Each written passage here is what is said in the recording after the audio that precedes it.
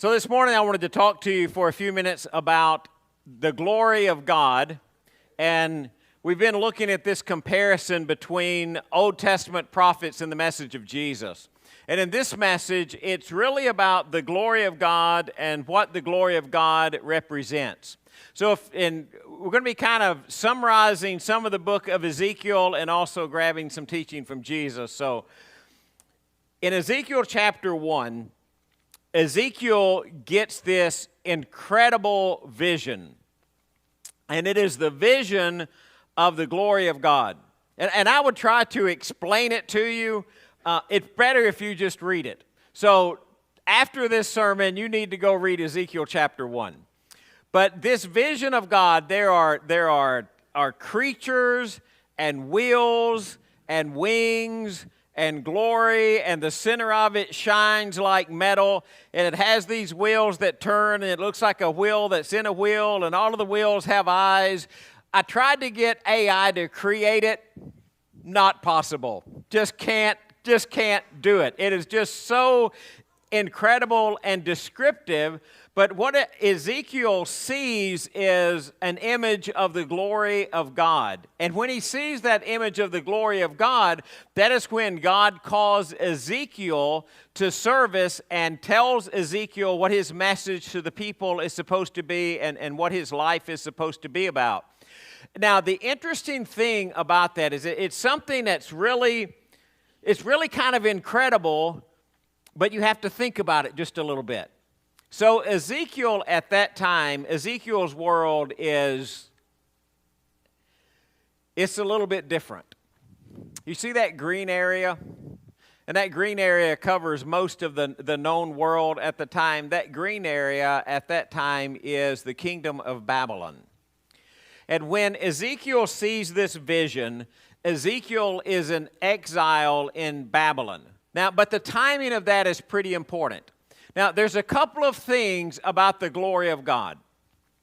The first that you need to understand is that for most Jewish people, the glory of God is connected to the temple that stands in Jerusalem. So when they think about the glory of God and where God dwells and where the glory of God is present, the glory of God would be in the temple at Jerusalem. Now, when Ezekiel sees the glory of God, and he sees that vision in Ezekiel chapter 1, he's not in Jerusalem. He is already in Babylon. He's already in exile. Now, this is kind of important too. I hope I don't lose you in this. The temple in Jerusalem is still standing. It hasn't been destroyed yet. It's still 5 years until that temple is going to be destroyed. So Ezekiel, being a priest and from a priestly family, understanding that the glory of God's usually connected to the temple that's in Jerusalem, he's in Babylon, and he sees this incredible vision of the glory of God, which helps him realize the glory of God is not just connected to the temple in Jerusalem. Now, Ezekiel at this time is 30 years old. And that's important because 30 years old is when priests went into service at the temple. And he's from a priestly family, except remember, he's not in Jerusalem. He's in Babylon. He's in exile. He was taken there into the exile that happened under King Jehoiakim, which was about 597 BC. So he's been there roughly 5 years. He's been in Babylon. This is probably about, Daniel was exiled in the first group of exiles, and Ezekiel is in the second group of exiles. So Daniel has actually been in Babylon longer than Ezekiel has been there. So you have one prophet who's in the government, and then you have Ezekiel, and he's going to be the prophet to the people, and he is the prophet out on the banks of the Kebar River. Now, the importance of that is understanding the glory of God. And the glory of God is not confined to Jerusalem. And Ezekiel is trying to explain to the people through his prophecies what's going to happen. So God gives Ezekiel another vision within the book. And this other vision in the book is Ezekiel chapters 8, verse 11. And God takes Ezekiel, and in a vision, he shows Ezekiel all of the idolatry that's happening in the temple of God. And in that vision, what he's trying to help Ezekiel see is that even those who are serving in the temple, even those who are the priest, they've turned their backs on God. They're not worshiping him, they're worshiping something else. And so Ezekiel is going to see in these series of visions, he's going to see the glory of God leave the temple. Now, I tried to get AI to create that too, and that was about the best it could do, which not really a fan of, but it's better than nothing. God begins to slowly withdraw his presence from the temple. First, Ezekiel sees it coming out of the inner sanctuary. If you remember the inner sanctuary is where the Holy of Holies is. It's where they believe that the presence of God is dwelling. And Ezekiel sees the presence of God come out of that Holy of Holies room, and it goes to the threshold of the temple, to the door frame. And then Ezekiel sees the glory of God leave the door frame of the building, and he sees it go out to the east gate of the temple. And he watches at the east gate of the temple as the Spirit, the glory of God, departs from there, and it goes to the Mount of Olives. And then all of a sudden it moves on. And it's a really interesting kind of vision because it doesn't happen all at once and it doesn't happen all quickly. It happens slowly. It's not a sudden departure. It's measured and it's mournful and it's even holy. He sees that vision about 592. The temple's still standing. You know, there's some theologians and they argue, well, did he see the glory of God leave the temple in 592, or does he just see a vision of what the glory of God was going to do when it did leave the temple eventually? It doesn't matter what you do with that and how you argue about it. We don't know that either way for sure, but God's making something extremely clear. And the thing that he's making clear is simply this: a holy God cannot dwell with sin. A holy God can't stay in that temple that's full of idolatry and full of sin, even though his presence has been there. He can't stay there because it's sinful and it's unholy. God can't remain. It's the same message that they're getting through other prophets when they're saying, look, Babylon is going to destroy Jerusalem because you won't turn back to me. You won't be my people. You won't follow me. You won't honor me. And God's saying, this is what's going to happen. And Ezekiel, all the way over, he's already in Babylon. Jerusalem hasn't fell, but he is already seeing this vision of the glory of God depart out of the temple because God can't stay with sin. And the problem is the people. The problem is the people have what God calls a heart of stone. Now, when we read a description like that, we think, well, man, they're not doing anything religious, are they? I mean, if they've got a heart of stone, they're not doing anything that looks religious in any way. And that's not true. The priest, you know, he shows Ezekiel the vision of the priest and the idolatry that's still in the temple. You know where the priests are still offering sacrifices every day? At the temple. The glory of God departs the inner sanctuary where the presence of God would dwell. And who still went into the most holy place one time a year? The high priest. You know how serious they were about that? If tradition and what we've read is true, do you know that they would actually tie a rope onto the ankle of the high priest that went in before God in case he got in there and did something wrong and God killed him so they could pull him back out? They knew that there was something serious about the Holy of Holies. They were still going there, but they weren't honoring God. People were still bringing their sacrifices. They're still bringing their sacrifices every day and every week. They're still burning them on the altar. But God says they got a heart of stone. They're not following me. They're still keeping the laws. They're still keeping the feast days. They're still doing all of their little rituals, but God says, your heart's not with me. You've got a heart of stone. And I wonder sometimes if God looks down on us, does he say, okay, do you have a heart of stone? What kind of heart would God say that we have? Are we just kind of going through a ritual? We show up on a Sunday mornings because we say we're supposed to show up on a Sunday morning and check that off of list. And I'm really happy you're here on Sunday morning. I'm not telling you not to come, but it's not like you're checking a box on a list. Or we try to do the right thing, or we try to do certain things. And we say, well, we've got the form right, and God's looking at the form. The form is right. It's the heart that is messed up. So God says to Ezekiel, this is what I'm going to do. I'll give them one heart, and I'll put a new spirit in them, and I will take the heart of stone out of their flesh and give I'll give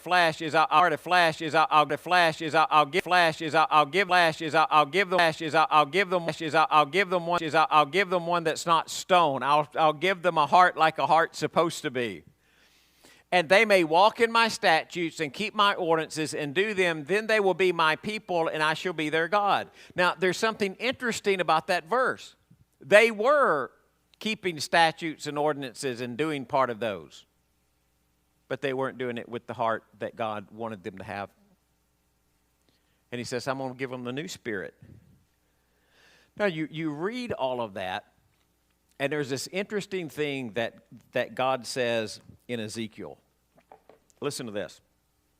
Therefore say to the house of Israel, this is what the sovereign Lord says. It is not for your sake, O house of Israel, that I'm going to do these things, but for the sake of my holy name, which you have profaned among the nations where you have gone. And I will show you the holiness of my great name, which has been profaned among the nations, the name you have profaned among them. And the nations will know that I am the Lord, declares the sovereign Lord, when I show myself holy to you, through you, before their eyes. So why is God doing all of that? Why is God going to give them the new heart? It's for the sake of his name.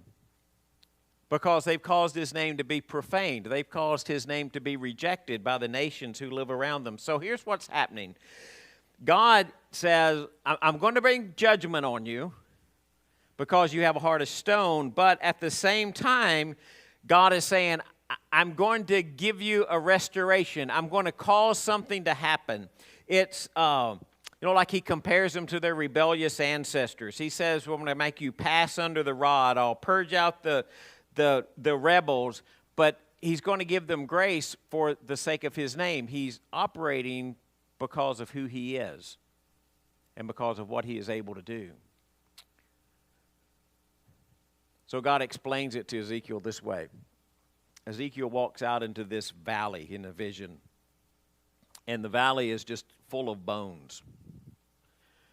Now, they're not just described as bones, they're described as dry bones. Now, I don't know what kind of image you get when you think of about a dry bone, but it is just a valley filled with dry bones. And when I think about dry bones, I think about bones that have been laying there for quite a while. Those bones, God says in the vision, he says they represent Israel, because they're dead, and they're lifeless, and they don't have any heart, and they don't have any spirit. And he asked Ezekiel a question. He says, can these bones live? And Ezekiel says to God, only you know that. That's a good answer, by the way. So in the vision, God breathes life into those bones, and they start to come back together. And they start to rise up, and they start to be living beings again. And God says, that's what Israel is like. They're like that valley of dry bones, but I am going to raise them up, and I'm going to be their God, and they're going to be my people. And so then God gives Ezekiel another vision. He gives him this vision. It goes from about chapter 40 through the end of the book. He gives them this vision of this incredible new temple. It's unlike any temple that had ever been built before, and it wasn't a description of a physical temple because it's not a temple that has ever been built But it is this vision of this incredible temple of God, and its beauty, and it's holy. And Ezekiel sees this really incredible vision. You remember how he saw the glory of God depart from the temple? God left because of the sin. In this next vision, what he sees is he sees the glory of God returning to the temple. It's more incredible than any temple that Solomon ever built. There's a river that flows right through it. I like the idea of the river because he measures the river at different spots, and it gets deeper and deeper and deeper. And the shores are lined with fishermen. I get hope out of that. So maybe I get to heaven, there'll be a bunch of fishermen, and I just get on the shores with all the fishermen.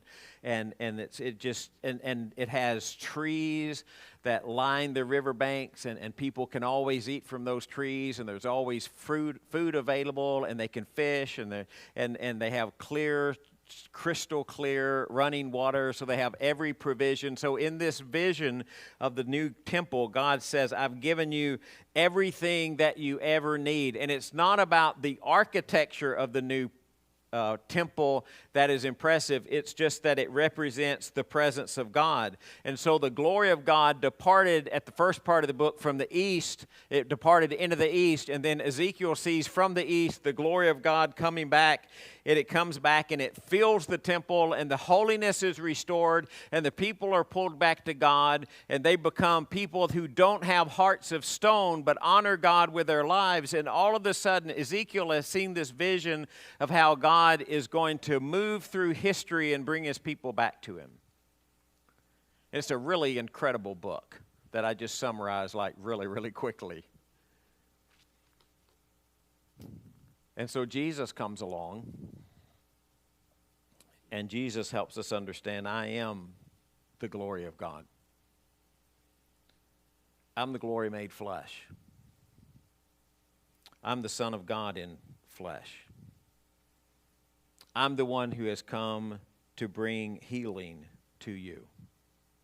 Words like John, the Word became flesh and made his dwelling among us, and we saw his glory. Or Jesus, when he's teaching in the temple, and he says, whoever believes in me, streams of living water will flow from within him. And those who were listening to him, who knew the book of Ezekiel, knew exactly what he was talking about. Jesus standing on the Mount of Olives, looking over the city. And that book of Ezekiel about the glory of God departing from the Mount of Olives, and now it's coming back, and now it even comes back in the presence of Jesus. And so Jesus came to give us something new, to give us a different kind of heart. He came so that the living temple would be the temple of the Spirit. One of the things that Ezekiel is trying to get you to understand is about the temple of God. The Spirit descends, and the Spirit descends on people, and then people become the temple. Don't you know that you are the temple of God? Remember how Paul wrote that? The you in that is plural. It's the place where God dwells. So Jesus came to give us even a different kind of temple than even Ezekiel could understand. When Paul writes Ephesians, he says, you're being built together into a dwelling place of God. That's us.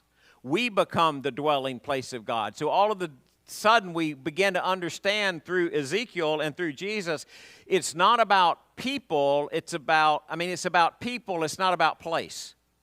So Ezekiel is in Babylon, and the glory of God is supposed to dwell in Jerusalem, but he sees the glory of God in Babylon. It's not about the place the glory of God is.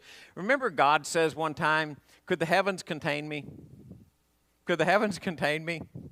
And the answer to that, if you don't know, is no, the heavens can't contain God.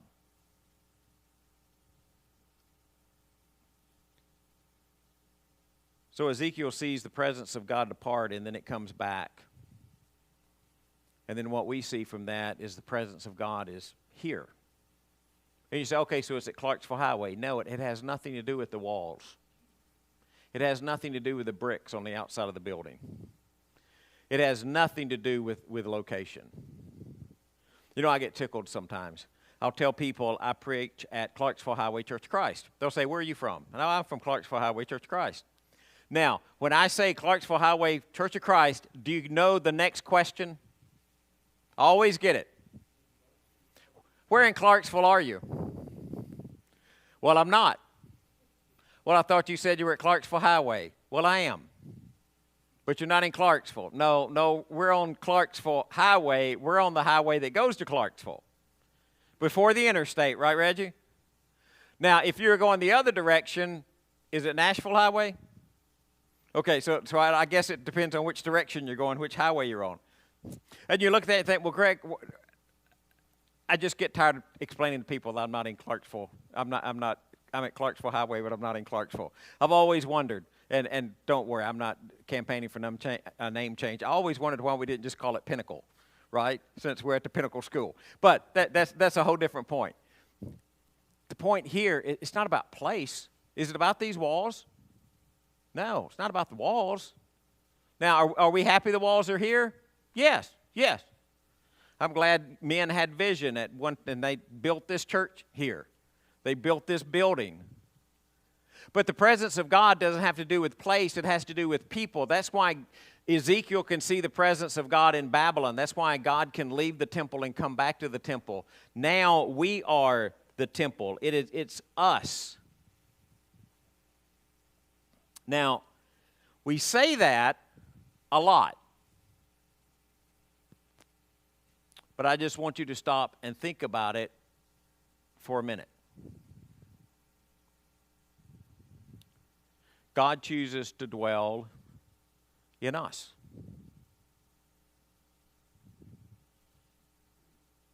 If people wanted to see a representation of the glory of God in our world, what would they look at? They would look at us. If people wanted to experience the presence of God in some physical form in our world, how would they experience that? They would experience it in us. If remember God did it for the sake of His name because His name had been profaned through the nations. If God wants to glorify His name in the nations, how is God going to glorify His name?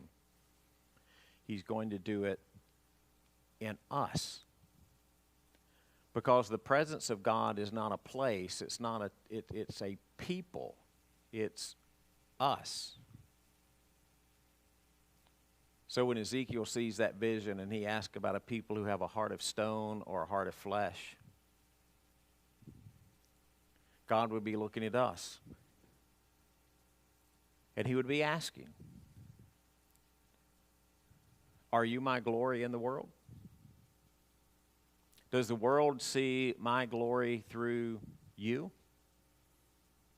Now, you can interpret that a couple of ways. You can say, well, the you is all of us together. It's the combination of the church, and you would be absolutely right. That would be the correct answer. Or you could say, well, you could also be me individually because the Spirit of God lives in me, and you would be absolutely right because that's deeply theological. It's just a simple question. Are you reflecting the glory of God? God has chosen to make His glory in the world present through us. And what kind of reflection are we? What kind of temple are you? What kind of people are we? I hope that God wouldn't show up and give us the same message that He gave Ezekiel. They got a heart of stone. And maybe if we do have a heart of stone, or you have a heart of stone, maybe today's the day that you need just to start helping that heart of stone become a heart of flesh. God says, I'm coming to do something new. That's what He told Ezekiel. You know the new thing that He did?